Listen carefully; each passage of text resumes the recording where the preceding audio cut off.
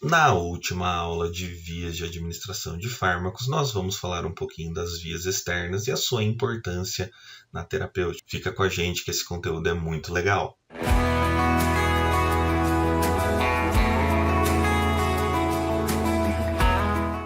Olá pessoal, tudo bem? Meu nome é Fábio Michelotto e estamos aqui para mais uma aula do canal Sinapses e nessa aula vamos falar um pouquinho sobre vias externas, vias de administração de fármacos que não são administradas nem pelo trato gastrointestinal e nem por injeção. Antes de começar, não esquece, se inscreve no nosso canal, clica no joinha, manda sugestão de conteúdo. Sempre que vocês mandarem sugestão de conteúdo, nós vamos procurar produzir, porque como eu digo, esse canal é feito para vocês, tá certo? Sem mais delongas, vamos para o vídeo.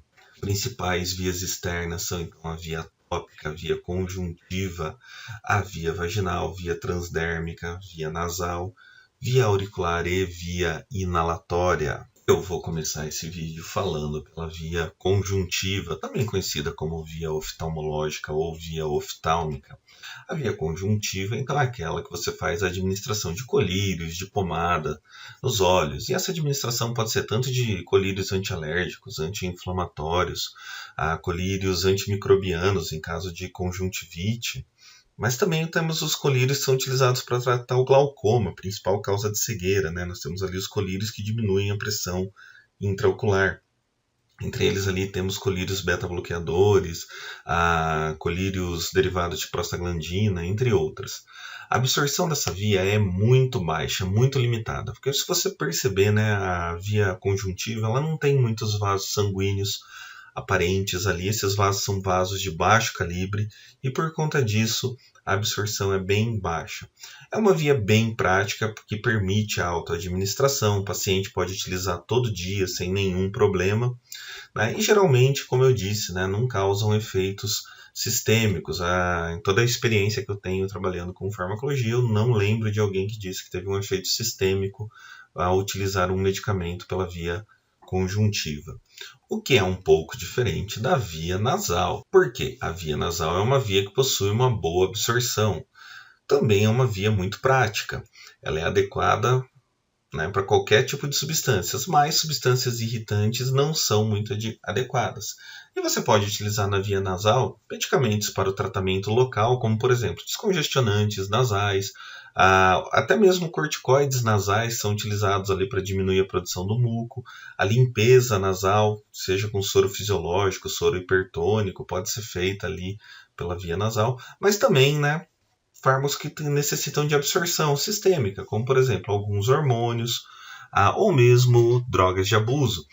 Quando eu digo hormônios, há algum tempo já se tentou desenvolver uma insulina para utilização nasal. Tivemos já um estrógeno também para utilização nasal, né, o nome dele é Aerodiol. E as drogas de abuso, entre os exemplos de drogas de abuso são utilizadas pela via nasal, acho que o maior exemplo acaba sendo a cocaína, correto? O que a via inalatória tem de diferente da via nasal? É uma confusão que muitos estudantes fazem. Via inalatória é aquela onde a absorção ocorre nos pulmões.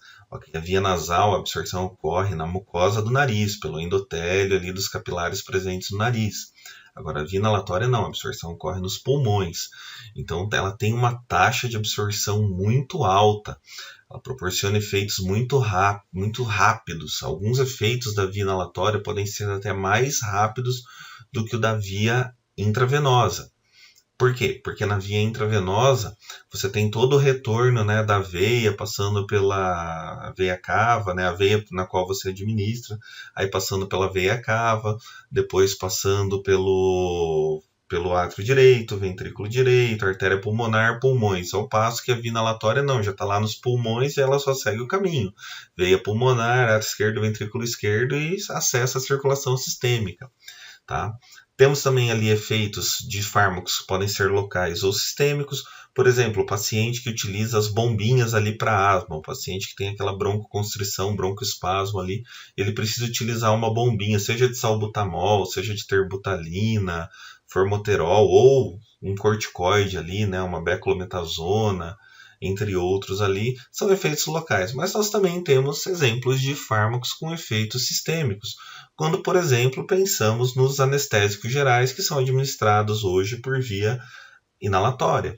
E para o paciente que necessita utilizar um tratamento para asma, por exemplo, é uma via muito legal, né? Ela tem uma boa praticidade, permite autoadministração, tem efeito rápido, então é uma via bem interessante. Outra via externa que nós podemos citar é a via vaginal, que pode ser utilizada tanto para o tratamento local, seja pelas infecções, ou seja para o ressecamento vaginal, mas também pode ser administrado para o fornecimento contínuo de fármacos, né? Fármacos sistêmicos.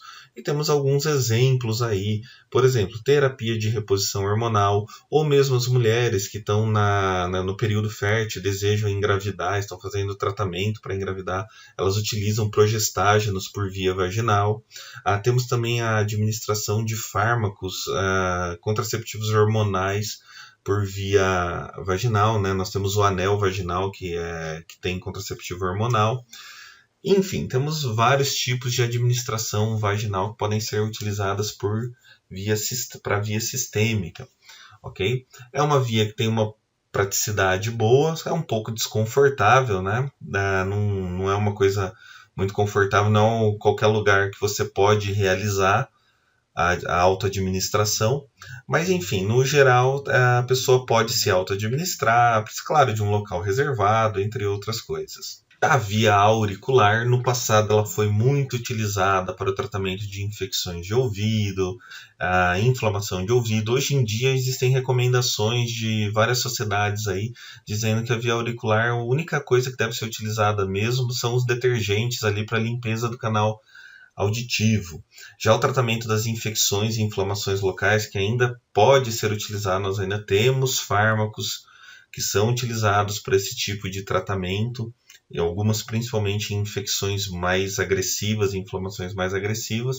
Eles têm sido contraindicados, como eu disse, pela maioria das sociedades aí, seja de otorrinolaringologia, de pediatria, eles têm evitado, recomendado a não utilização, exceto em situações que são necessárias essa via.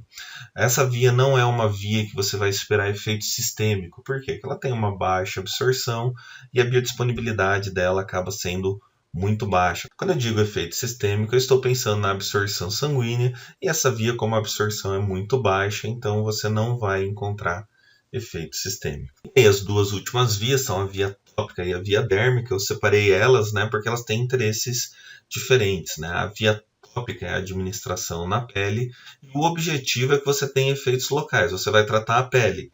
Como que você vai tratar a pele? Seja uma infecção, um corte, alguma coisa que você fez na pele ali, você vai fazer o tratamento daquela região. Ou pode ser também ali um ressecamento da pele. A mesma administração de protetores solares é uma administração tópica. Você não espera que esse fármaco seja absorvido e chegue até a sua circulação sistêmica, correto? Contudo, pode haver absorção? Ela não é desejada, mas sim, pode acontecer. Vai depender da área que você aplicou, se foi muito grande, se foi muito baixa. Vai depender da lipossolubilidade da substância, do fluxo sanguíneo no local onde você aplicou essa substância, pH e o pKa da substância, da hidratação cutânea, do veículo utilizado, e se houve muita fricção, se a pessoa ficou massageando muito o local. Já a via transdérmica, ao contrário da via tópica, nós desejamos a absorção. Então, nesse caso, geralmente são utilizados emplastros, que garantem ali uma maior absorção. Nós vamos ter o fornecimento contínuo de fármaco, e existem vários medicamentos que são utilizados pela via transdérmica. Entre os exemplos de medicamentos utilizados pela via transdérmica, eu poderia citar contraceptivos hormonais, analgésicos opioides, como por exemplo o fentanil transdérmico, que é utilizado principalmente em pacientes com câncer, doenças terminais, e ele proporciona um fornecimento contínuo do fármaco e uma analgesia muito interessante. Temos também medicamentos para o tratamento da doença de Alzheimer, que tem como função diminuir os efeitos gastrointestinais desses medicamentos. Muitos deles são inibidores da enzima acetilcolinesterase e acabam causando um aumento da acetilcolina no sistema gastrointestinal, com gastrite, diarreia, entre outras coisas. E a administração através da pele diminui esses efeitos. E os fatores que vão influenciar a absorção são os mesmos, certo?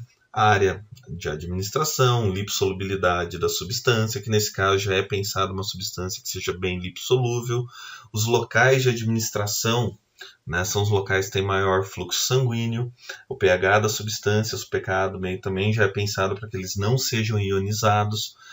Também são administradas geralmente nos locais de maior hidratação e são utilizados veículos exatamente para que a absorção seja maior.